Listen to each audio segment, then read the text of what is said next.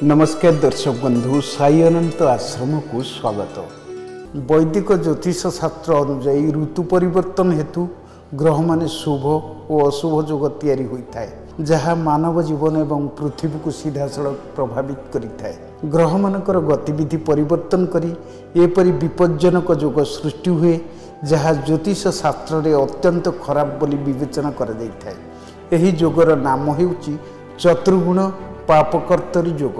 यही जोगटी घटी थाए जेतले चारोटी राशि ग्रहों मध्य फसी रही था। नजर पकांतु यही सब राशि गुड़िक उपरे। प्रथम रही वृष राशि। विपज्जनक चतुर्गुण पापकर्तरी जोग आपण अशुभ बोली प्रमाण हो पारे, कारण शुक्र वृष राशि स्वामी शुक्र किछि दिन पर मंगल सहित मिलित हेबे, जोठारे राहु ग्रह आपण गोचर कुंडली रे लग्नर डाहाण पार्श्व बसिछन्ति।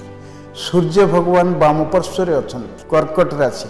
चतुर्गुण पापकर्तरी जोग कर्कट राशि लोकों क्षतिकारक, कारण आपण गोचर रे आपण राशि प्रभु चंद्रदेव मंगल और सूर्य मध्य फसी रही। आपण को एप्रति सतर्क रहा पड़ो, कारण यही समय मध्य आपणकर किसी स्वास्थ्य संबंधी समस्या हो पारे।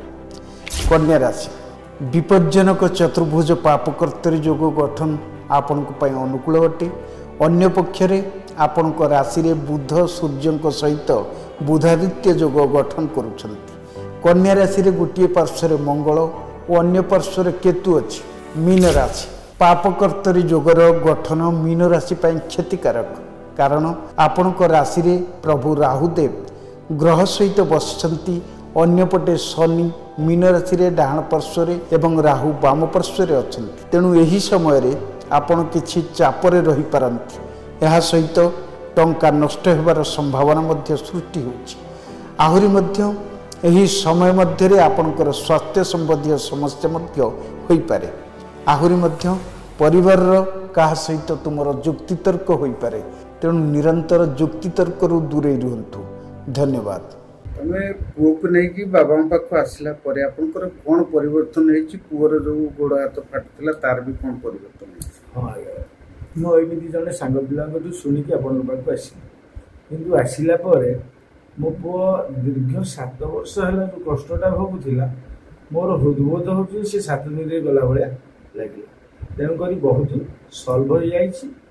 एथिबाई बाबा को कोटि कोटि प्रणाम। आ महावीरी पंचमुखी महावीर हनुमान को मो स्वामी जहाँ कहले मुझे से कहूँ तथा मोर अलग अनुभूति। बाबा कहले मेडिटेशन करने आम 4 खाली मेडिटेशन कलापर काली कर मेडिटेशन मुझे निजे महावीर आसिकी छुई पेटू देवी आसी मुझे कष्ट पाई मो पुओ एमती कि बर्तमान अनुभव करुँच मो पुओ भविष्य संपूर्ण भल। अच्छा वो एडी आसिले परे मोर जेती माने कष्ट थिला मो आगुरु जमा चाली पाउनथली। एडी जेती सप्ताह भीतर आसिलिनी माने मते एते भल लागछि। मो चालियो छु बुलियो छु खेलियो सब भल लागछि। आगु मु किछ करे